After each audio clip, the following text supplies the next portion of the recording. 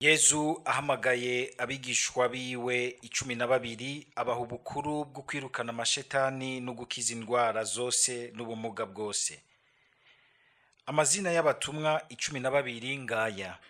Ubwa mbere ni Simoni batazira Petero na Andrea mwene wabo, Yakobo mwene Zebede na Yohani mwene wabo, Filipo na Bartelemi, Toma na Matayo umutoza kori, Yakobo mwene Alfe na Tadeyo, Simoni w'Ikana na Yuda Iskarioti ariwe yamuguze. Abo 12 Yezu abatuma banje kubihanikiriza ati, ntimufate inzira irora ku bapagani kandi ntimukoze ikirenge mu bisagara by'abanyasamariya, muratumbereriho intama zatakaye zo mu muryango wa Isirayeli. Mu nzira gende murigisha ko ubwami bw'ijuru buri hafi. Dushimagize iyi nkuru nziza ya Kristo.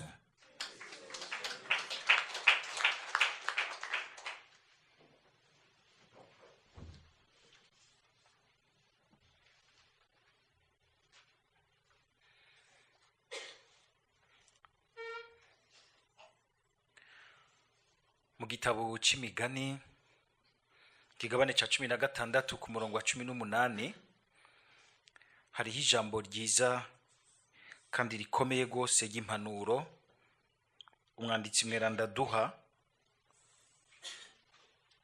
ridufasha nogira nti gutahura mu camake amajambo y'iki gisomwa ca mbere, aho umwanditsi agira ati burya ubwishime bwose bwama butegura guhananuka.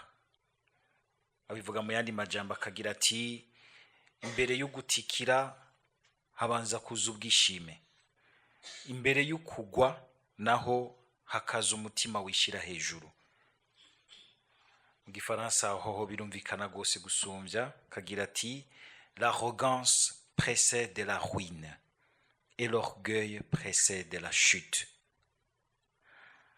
Namajambo yo kuzirikana gose kuko mu buzima wa musanga umenga hari igihe dushobora guca mu gihe ciza ibintu bikadukundira, ukabona umenga ibintu birakwitaba neza nkuko twumvise umukama abivuze muri aya majambo ariko arakibura Isirayeli, akagira ati Isirayeli yari umuzabibu utotahaye wama imizabibu myinshi cyane, mugabo none uko kugira amasuccess, uko usanga ibintu bigukundiye gakura kumbure mu bukuru, kadandaza bigakunda, ukunguka bikaguma biba vyinshi, wabizirikanye mwiki? Uvyifatamwo gute? Bigusiga mwiki? Turumva ico Imana ihora Isirayeli gacigira iti ngo ariko uko ivyamwa vyabo byagwira niko bagiye baragwiza altari, uko igihugu cabo catera imbere niko bateza imbere inkingi z'ibigirwamana, bagira imitima ibiri noneho bagiye kuzovyishura.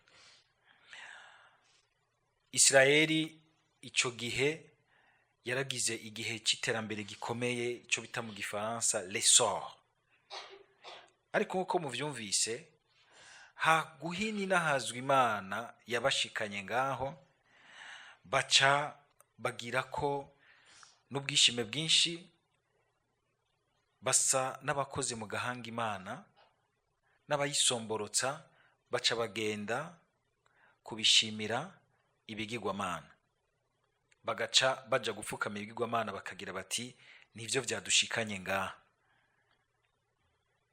nivyo vyadushikanye ngaha.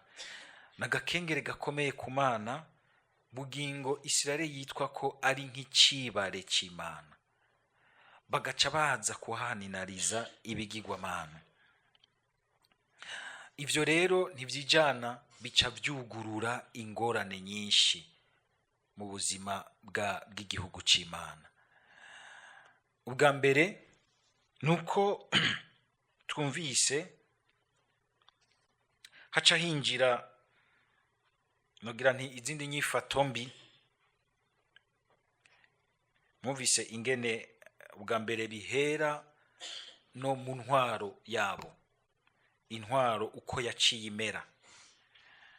Mwumvise ingene ahanye igisoma kigira kiti ngo umwami wabo ameze nk'akatsi hejuru y'amazi.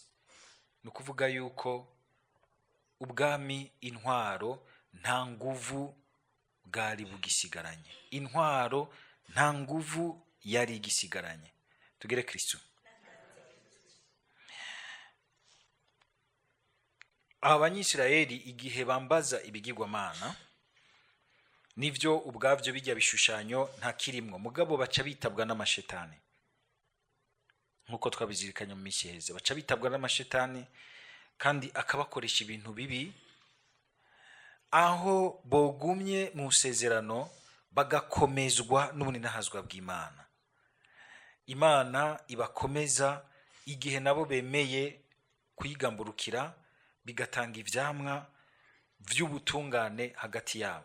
Kuko biguriye ibigirwamana baca basanga bariko barondera imana umenga zuguhaza ivyipfuzo vy'umuntu, imana zikorera ku vy'agahanga k'umuntu gashaka. Umuntu nawe ni umuntu w'intege nke, ni umuntu w'amagara make. Iyo adahagarariwe n'Imana ngo imugumye mu ngingo nziza, yiyugururira ibintu vyinshi, ashobora kwiyugururira ibintu vyinshi. Muze murabe umuntu ateye akagera Imana atagisenga, murabe ibintu bica bimwinjirana. Ahamvuze gusenga si ukuvuga bamwe bakondagura ibisabisho vyinshi, mugabo umuntu ataciyugururira mu kuri Imana, usanga nibibi akoze aca agomba kuvyita ivyiza, kuko yibaza ko ari ivyiza kuri we. Abanyisirayeli baca binjiranwa rero na bene izo ngeso z'akarenganyo. Intwaro yabo ica iragoyagoya, irata ubukomezi, kubera yuko iyo ibintu bene ivyo bimaze kuzamwo bikarisha cane cane kagatima k'ubwibone bw'umuntu. Umuntu aca asigara umenga ni ukwisenga, ni ukwibona, ni ukugomba nyene gushikira bijya nipfuza. Hagaca rero habangukirwa muri we kakantu k'ubwishime n'ubwibone, kugendera ku bandi, ni jewe nta wundi. Umuntu akuzura ubwibone, ibindi rero bigakurikira. Mwumvise ijambo ry'Imana mu gitabo c'imigani carigira riti haca hakurikira uguhananuka, haca hakurikira ukugwa, haca hakurikira ugutikira. Umuntu aca yimenyera agasanga arugururiye ibintu vyinshi bibi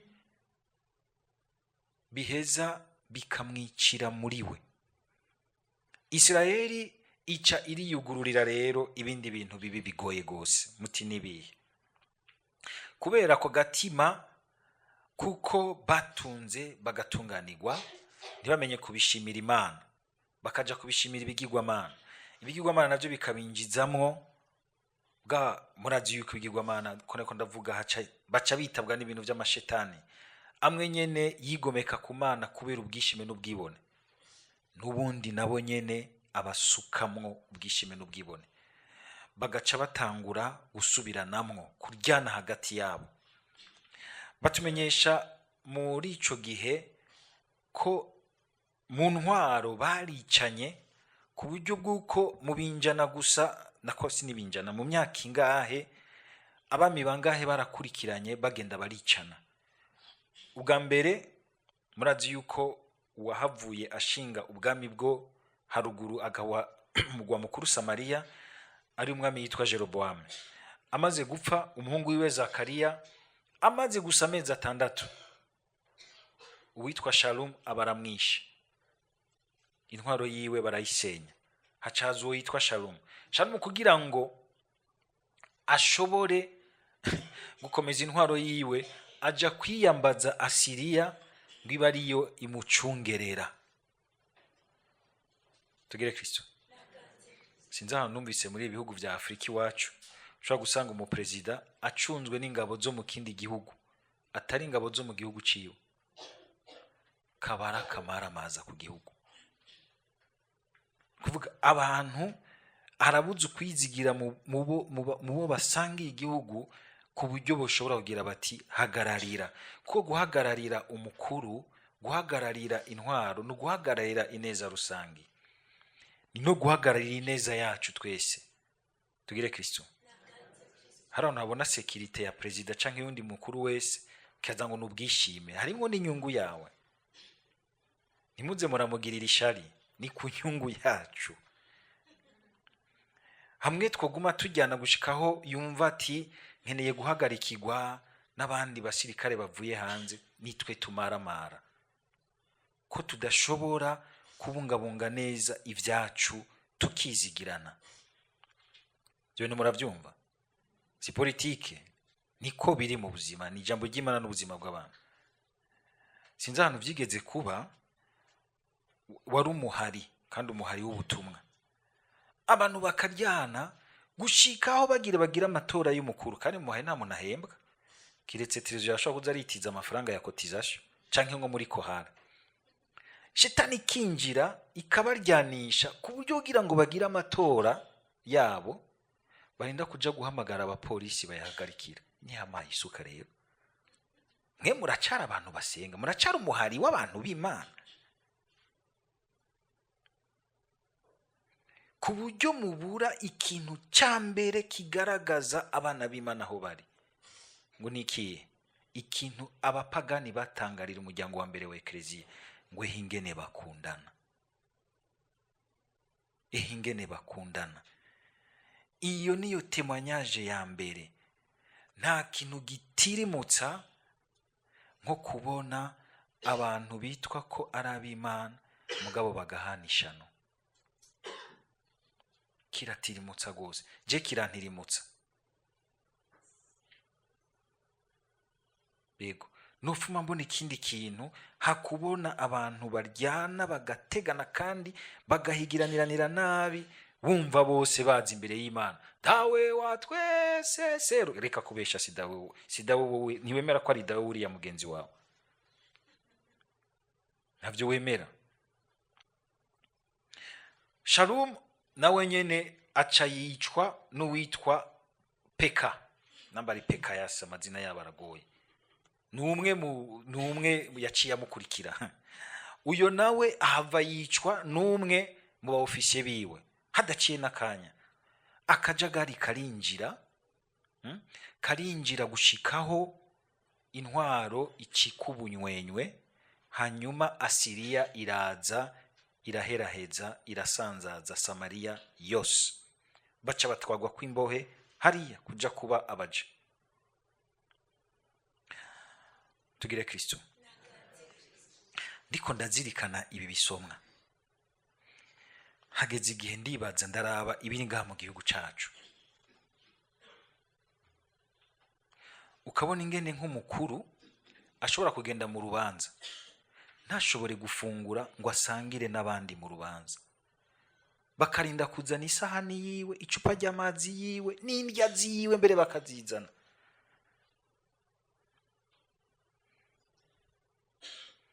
Na mikro ugasanga ategeze kugira mikro yo barashobora kumushiramwe akantu,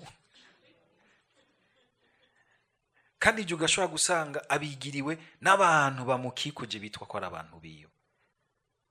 Narababaye numvise umupasiteri agira ati, aha mwebwe muri mwebwe sinohanwa amazi kuko muri mwabo mbona boca bangarika. None ibyo nk'abantu bimeze gutyo, ibintu vyotera imbere gute? Ntibishobora gutera imbere. Nogira nti ibanga rya mbere ryo gutera imbere nuko abantu biyumva namwo bashize hamwe.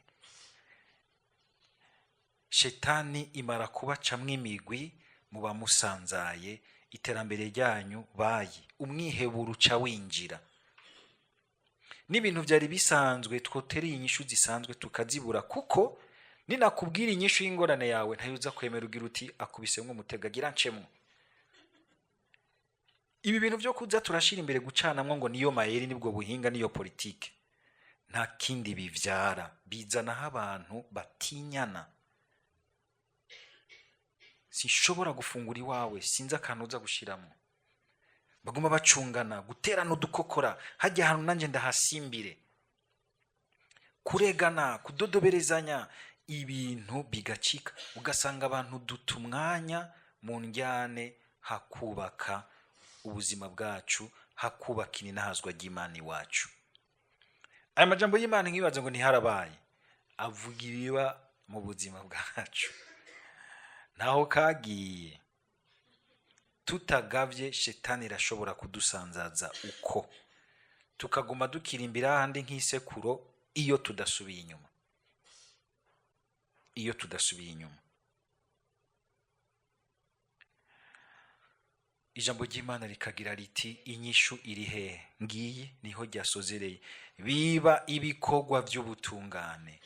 Garukana ubutungane busanzwe mu buzima bw'abantu. Mugabo banza murondera ubutungane bwo mu mutima. Wumve yuko uko utegerezwa kubaho ariko na mugenzi wategerezwa kubaho. Menya gukenguruka no kwapresya ubuzima bwa mugenzi wawe.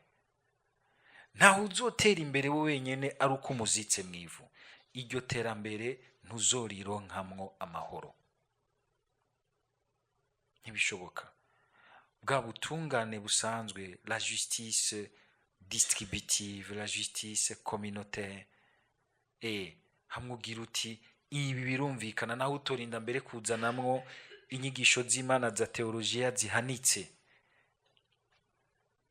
Dusaba Mukama kugira ngo n'ubundi mu buzima bwacu ntusange harageze igihe twibagira guhina inahazwa ry'ukuri Imana, twibagira aho dukura by'ukuri umugisha, amasuccess, ugasanga turiko turihamagara ku ibindi, kuko mu gutera akagera Imana tuba duteye akagere ingingo itunganye hagati yacu, duca dusubiranamwo twebwe nyene. Imana burya niyihagarariye ubukiriro. Iyo tuvuze ubukiriro ntimubone gusa ubukiriro burya bwo ku munsi w'imperuka, rabamwe bijya byose twipfuza, iterambere, ubuhigwe, bijya byose byiza. Mugabo biba byiza birama igihe bishingiye mu mitima y'abumva ko basangiye gupfa no gukira, bakagengwa hagati yabo n'ingingo itunganye, ininahaza Imana koko. Amen.